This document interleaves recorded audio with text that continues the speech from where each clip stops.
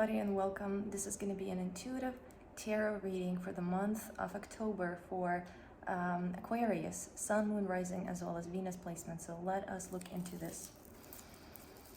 Please only that which is in full alignment with the highest truth and the highest good. What do we need to know?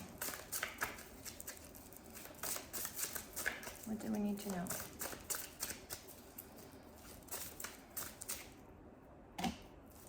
We have the Judgment in reverse, and what I saw, it was almost like, it looked like Heaven's Gate.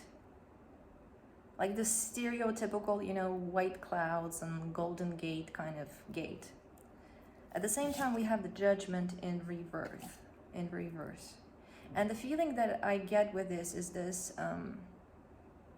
almost like a question, am I worthy of the heaven?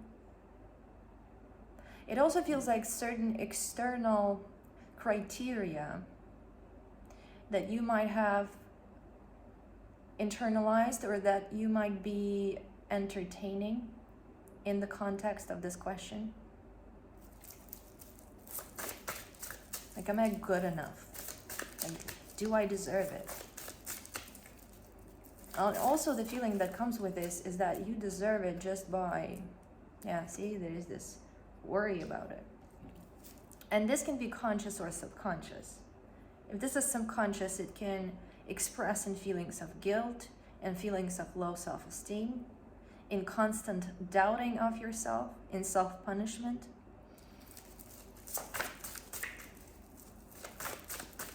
And again, what I feel here is that you're worthy of it. Like, the true essence of you is the very light the heaven is made of. That is your home, if you will. The 0 point pure potential. There's no judgment. There's, you know, and it of course depends on what is your set of beliefs and so on and so forth. But this is my personal conviction that I feel guided to share. You deserve all the very best. We all make mistakes, and we all, you know, sometimes people are malicious, sometimes people create a lot of harm. But I still believe that if you strip everything off, the essence is the same. A person who has created a lot of suffering and who has created a lot of bad karma, if you will, they will experience the consequence of that. Because we live in the universe that is governed by the law, among others, of cause and effect. But that is not exactly punishment. That is just the law of nature. Still, I feel like underneath all of that, there is this essence that cannot be created nor destroyed. It cannot be taken away. It can be only temporarily dimmed or covered up with delusion and all the side effects of delusion. So honestly, you know, and I understand that this might not help you, but honestly, I feel like you should not be worrying about this.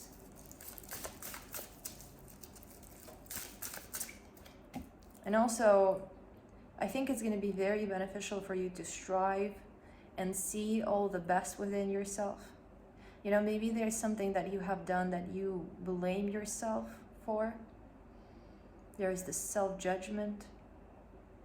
I feel like if this is your situation, I feel like this perception of yourself, it might be actually not exactly balanced. Like there's this excessive awareness of the negative and not enough awareness of the positive. Also, I want to recommend you, if this is something that, you know, you resonate with, like you have done something that you are not exactly excited about, you know, and there is this there's this guilt, there is this self-judgment, okay, there is a wonderful practice by a Buddhist practice that helped me a lot. It is intended to, in a way, to clear negative karma. Basically, there are 4 steps to it. First is you recognize what you have done. any kind of harm. It could be harm to yourself, harm to another. It could be intentional or unintentional. It could be physical, it could be verbal, it could be emotional, it could be any kind of harm. So you recognize, you come into full awareness of the harm that you have done. Second is, you deep-heartedly ask for forgiveness. Like, I recognize the harm and I'm deeply sorry for this harm. And again, this cannot be faked. Like, to work, it has to be authentic. So you ask for forgiveness. It can be directly to whomever you have harmed, or in your internal voice if that is not possible. And then you create for yourself realistic rule, okay, or you make this realistic promise to not repeat this harm again. Sometimes, it can be realistic to say, I'm never gonna do this again. Sometimes that is not exactly possible. So sometimes, it can be appropriate to say, I'll do my best, like I'll do all I can to not harm again. Okay, and then the last step is you extend compassion.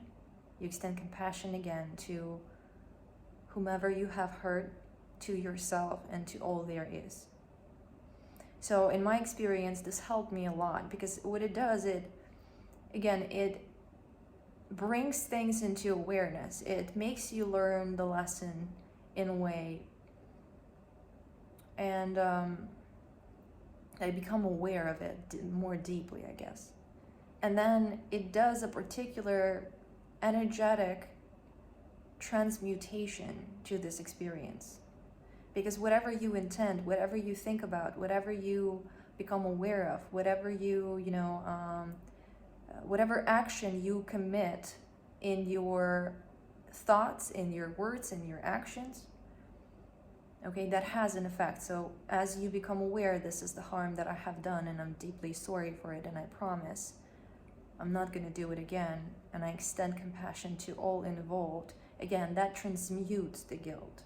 Sometimes when the guilt is very deep, it might take more than this. It might take more than one time. It might take more changes to your being. But again, self-harm, self-punishment, self-hatred, fear of I'm not worthy, I'm going to be subject to the negative consequence, it doesn't necessarily resolve the issue.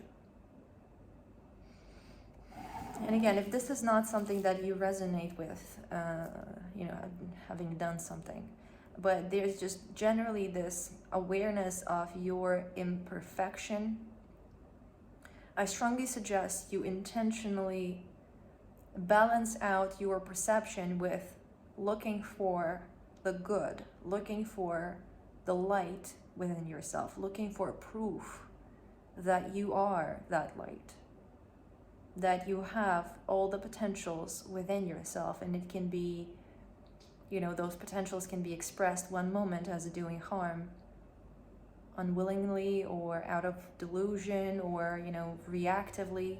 But then there's always this opportunity, there's always this possibility for you to express differently, express in an aligned way. And again, we all make mistakes. We all are participating in this confusing experience with so many nuance and so many, things that we are not aware of or that we cannot control. And sometimes, again, you can be at the mercy of your emotions. I'm not justifying doing harm to anybody. I'm just validating that this is what happens. It is what it is. There is something we can do about it, but it's definitely not self-punishment, self-hatred, because that in a way just perpetuates the problem. It perpetuates the hatred in of itself.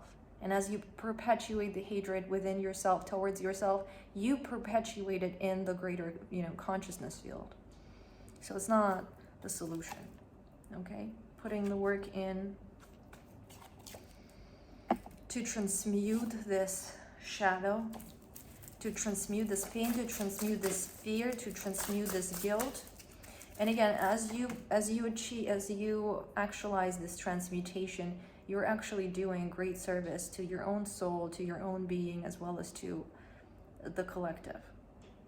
This is ultimately what we're here doing, in my opinion, especially those who come with contracts of light work and polarity integrators and contracts for transmutation. It's frequent that you go very deeply into the shadow, you experience it from within, and then you're driven to do something about it. You're driven to transmute it. Don't fall into the trap of self-hatred, self-alienation, guilt, okay? Because it just pulls you deeper. It pulls you down, okay? There is a different way. Okay, dear Aquarius, I feel like this is your message. Pretty intense, but it is what it is. I hope it was helpful for you. Thank you so much for watching. Please consider liking and subscribing, and I'll talk to you soon again.